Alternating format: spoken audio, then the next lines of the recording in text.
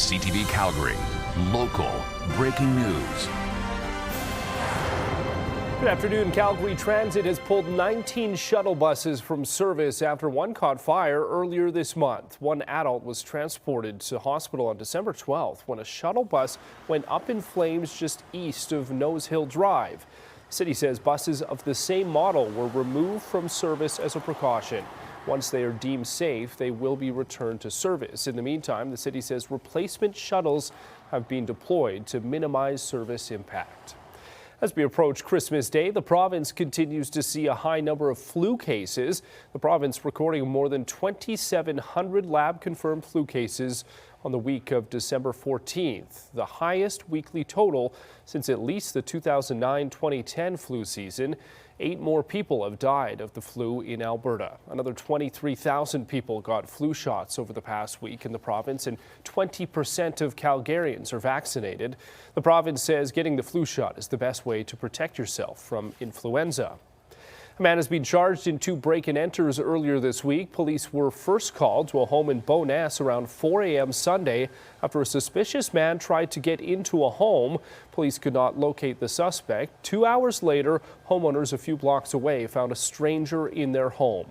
Officers confirmed the stranger was the same man connected to the earlier break-and-enter attempt. The man was arrested, charged, and released from custody. And the next day, police say he was spotted breaking into a home under construction in the same neighborhood. 22-year-old Jet DeVos has been charged with 2 counts of break-and-enter. A man has been charged for allegedly defrauding 18 Calgary seniors out of almost $190,000. Police say the victims were contacted by phone by an unknown person who told them they were investigating suspicious financial transactions linked to the victims' bank accounts. The caller would tell the seniors a courier would be sent to their home to retrieve their bank cards in order to speed up the investigation. Police allege that's when 31-year-old Joshman Gerald Garnett would show up in person and collect bank cards and sometimes even electronics like cell phones and iPads. Police tell us he pulled similar scams in Edmonton and the Lower Mainland. Exploitation is what it is. He's exploiting a vulnerable population that doesn't deserve to be exploited. So, like I said, special place for this individual. Allegedly, if what he's done is allegedly true, call us to verify that. Go into your bank to clarify what they've asked you to do. Take those steps if you can. And if you have seniors that are neighbors, look after them as well. The Calgary Seniors Resource Society encourages people to always talk to a trusted friend or family member before giving away personal information. Well, a ski race came to a halt at Lake Louise on the weekend when a grizzly bear decided to check out the run. On Saturday, Parks Canada says grizzly bear 136, also known as Split Lip, walked from the parking lot up to the Juniper Runs area. The Lake Louise Ski Club was hosting its annual Santa Slalom races at the time. The races halted. Parks Canada staff responded and monitored Split Lip until he wandered off into the backcountry. This is not unheard of to have a bear wandering around on the ski area, and certainly in the summer it's almost a weekly occurrence. So we have protocols in place for all wildlife with Parks Canada. We would stop loading the chair. We cleared the area. We cleared basically the whole west side of the mountain. Parks Canada says this serves as a reminder that bears can be active in the winter. Large adult grizzlies such as Split Lip often enter dens later than females. You can now have your say on the future of a popular trail network around Canmore. The Alberta government is asking for public feedback on a draft plan that could change how and where people use the trail network. Mason Despatie explains. Calgarian Cody Vanderkoy is strapping on his skis in Canmore for the 4th day in a row. For him, it's the scenic views that keep him coming back. You got the beautiful trees that you can ski through, and then when you need to take a break, you have a look up and you see the mountains in the background. It's absolutely spectacular. It's avid trail users like Vanderkoy the province is looking to hear from.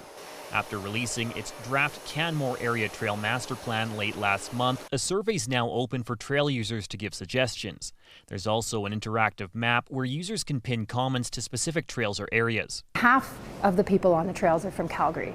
So we want feedback from Calgarians, we want feedback from people across Alberta, as well as local residents on the trails and the trail network, and to see how they would meet their needs. The new trail plan aims to better balance human activities with local wildlife. It pitches bundling trails together to make a better serving network, while also decommissioning several hundred kilometers of unofficial trails to give animals human-free corridors. So you're providing more experiences, but concentrating human use. So you can allow for trail-free areas in the wildlife corridors and improving wildlife habitat. One of the key experiences outlined in the plan is a range of new enduro and mountain biking trails, something that came up during public engagement before the draft was created. I'd say we're really happy with the amount of feedback they've taken and really finding a balanced approach for both wildlife and recreationalists, and the opportunity for this plan to be successful, I think, is high. The province's survey on the plan has been extended to January 21st, giving users like Vanderkooy plenty of time left to give his thoughts. Having that network, especially in Canmore and Banff, it's a destination for people all over Canada and all over the world to use. With final feedback coming in, a proposed implementation timeline and funding announcement have yet to be released. Mason DePetti, CTV News, Canmore.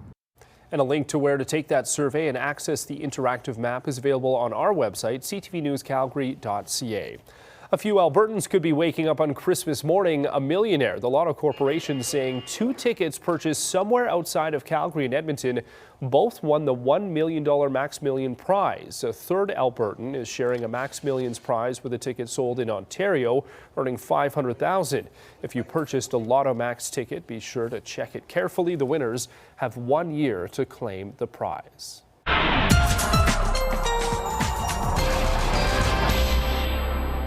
Well, those dreaming of a white Christmas are pretty happy with the snow that we saw fall throughout the morning hours for the city here, but obviously impacting roads in and around the city as well, with a pretty thick snowpack on some streets. But those light flurries will start to taper off a little later this afternoon. We're expecting about 5 centimeters of snowfall in total. So again, that'll help get that white Christmas look for tomorrow. We are watches and warnings free after a week that we've seen a lot of the province enveloped in those freezing cold warnings. So we're starting to see some improvement on that side of things, but it is still cold out there. We're at -16 for our high for today in Calgary.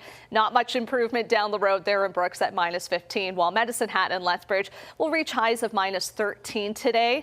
Tomorrow, we do get a little bit of a bump in the temperature, but Santa tonight, he's going to want to layer up. He knows the drill by now for Calgary, with a temperature of -18 when he'll be coming through the city tonight, and some partially cloudy conditions, but some nice clearing in store for tomorrow. On Christmas Day, we're expecting a high of -8 with a lot of sunshine, and then we start to cool off a little bit more on Friday and Saturday before we get back into seasonal territory by Sunday, and then back into the positives for Monday. Thank you, Gina, and thank you for joining us. We'll have more on the top stories coming up on the CTV News at 5 and 6 or anytime online at ctvnewscalgary.ca.